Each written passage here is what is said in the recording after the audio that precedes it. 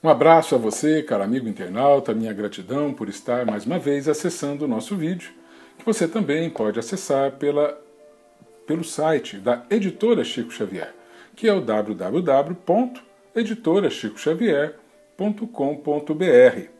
Hoje nós vamos tratar da questão 147 de O Livro dos Espíritos, que está em sua parte segunda, do Mundo Espírita ou Mundo dos Espíritos, no seu capítulo 2º também, que trata da encarnação dos espíritos.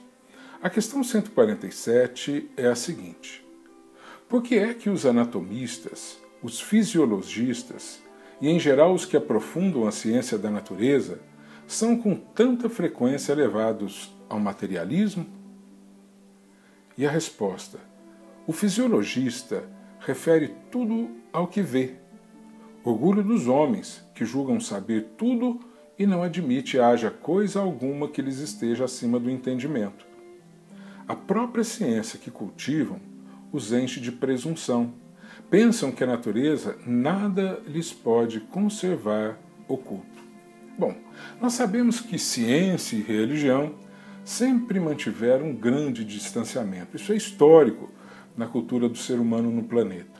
A ciência, aceitando apenas o que pode ser demonstrado pelos seus próprios métodos. Diante disso, sempre fechou os olhos para tudo o que não pôde experimentar, compreender, para tudo que não soube explicar.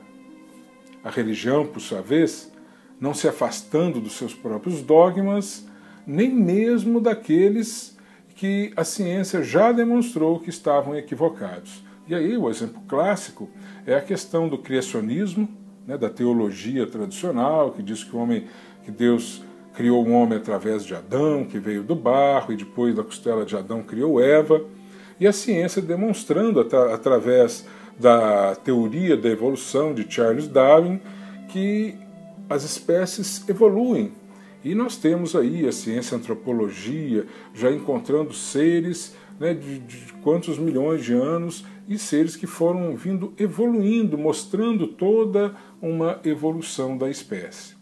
Portanto, quando uma consegue compreender uma coisa, a outra se afasta, ora que uma se afasta, ora é outra que se afasta ali. Mas o Espiritismo, ele está quebrando esse paradigma. Para ele já quebrou, mas está começando a levar algo para fora de si para quebrar esse paradigma no meio da sociedade e inclusive dentre os nossos irmãos cientistas. No Evangelho segundo o Espiritismo, mais especificamente no seu capítulo 19, no item 7, Kardec teve a oportunidade de afirmar: fé inabalável é somente aquela que pode enfrentar a razão face a face em todas as épocas da humanidade. Como podemos nós ter uma fé sincera, forte, fortalecida em algo que nós sabemos que não pode estar correto, que não pode ser a verdade, porque a ciência já demonstrou o contrário? A razão acaba nos enfraquecendo a fé. Portanto, Kardec fala que a verdadeira fé, ela tem que enfrentar a razão, porque a lei divina é uma só. E a ciência, o que ela estuda, senão a lei divina? Quando a física estuda o movimento dos corpos, é a lei divina que determina que aquele movimento se dê desta ou daquela forma. E assim todas as questões da natureza, como um todo. Portanto, a lei divina é só uma. Não há essa necessidade de separação entre a ciência e a religião. A religião, por sua vez, ela entende que... A ciência, por sua vez, entende que o seu postulado é uma verdade.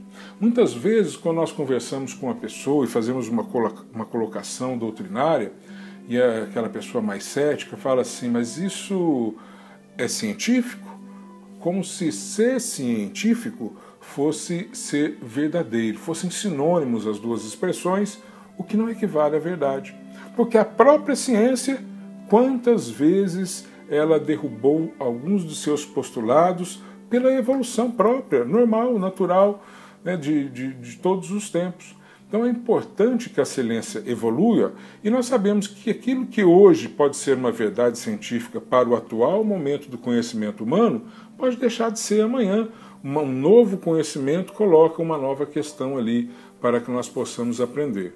E diante disso também devem ser as religiões. Por isso que Kardec nos coloca a doutrina espírita com seu cunho científico, para que nós possamos, através dessa evolução do ser e cada vez mais compreendendo melhor a lei divina. A doutrina espírita não é uma doutrina estática, muito pelo contrário, ela evolui, ela vai evoluindo através do estudo, da melhor compreensão. Quando nós nos capacitamos em compreender melhor a lei divina, vem a espiritualidade e nos traz mais detalhes, mais dados para que nós possamos ter um outro arcabouço de aprendizado e assim aprimorar o nosso conhecimento também dentro desta área. A ciência, ela já está buscando o estudo da existência do espírito. Temos a psicologia transcendental, que estuda também várias realidades transcendentais. Temos a física quântica, que agora descobriu, através da teoria das cordas, a realidade dos universos paralelos e podendo, talvez, por ali se encaminhar para a explicação da existência de um mundo invisível, do mundo dos desencarnados, assim como a doutrina espírita já nos ensina há mais de 150 anos. Allan Kardec, no livro A Gênese, no seu capítulo 1, parágrafo 16, teve a oportunidade de afirmar o seguinte: Espiritismo e ciência se completam reciprocamente. A ciência, sem o Espiritismo, se acha na impossibilidade de explicar certos fenômenos só pelas leis da matéria. Ao Espiritismo, sem a ciência, faltariam o apoio e a comprovação. Mas não é só Kardec, em nome da religião, que disse isso. Albert Einstein, um dos maiores cientistas do século XX, ele teve a oportunidade de afirmar: ciência sem religião é manca, e religião sem ciência é cega. Portanto, ciência e religião estão buscando uma outra realidade, estão buscando se integrar e se dar as mãos para que possam caminhar juntas. Esta união da ciência com a religião certamente poderá promover o progresso de ambas e, consequentemente, o progresso da humanidade. Allan Kardec, no Evangelho segundo o Espiritismo, no capítulo 8, ele diz assim: a ciência e a religião são as duas alavancas da inteligência humana. Uma revela as leis do mundo material e a outra as do mundo moral. Tendo, no entanto, essas leis o mesmo princípio, que é Deus, não podem contradizer-se. Se fossem a negação uma da outra, uma necessariamente estaria em erro, e a outra com a verdade, porquanto Deus não pode pretender a destruição de sua própria obra. A incompatibilidade que se julgou existir entre essas duas ordens de ideias provém apenas de uma observação defeituosa e de excesso de exclusivismo de um lado e de outro. Daí, um conflito que deu origem à incredulidade e à intolerância.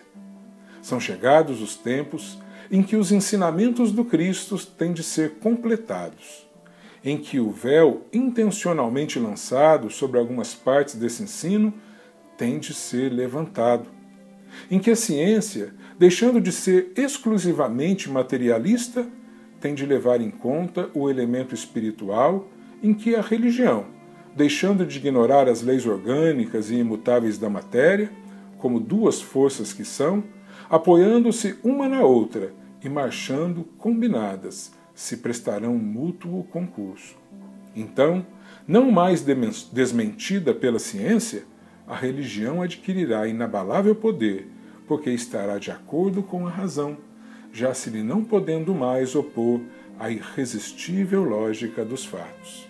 E, finalmente, completou o nosso querido Allan Kardec: se algum dia a ciência comprovar que o espiritismo está errado em algum ponto, cumpre aos espíritas abandonarem imediatamente o ponto equivocado e seguirem a orientação da ciência. Que Jesus nos abençoe e ilumine os nossos corações. Muita paz.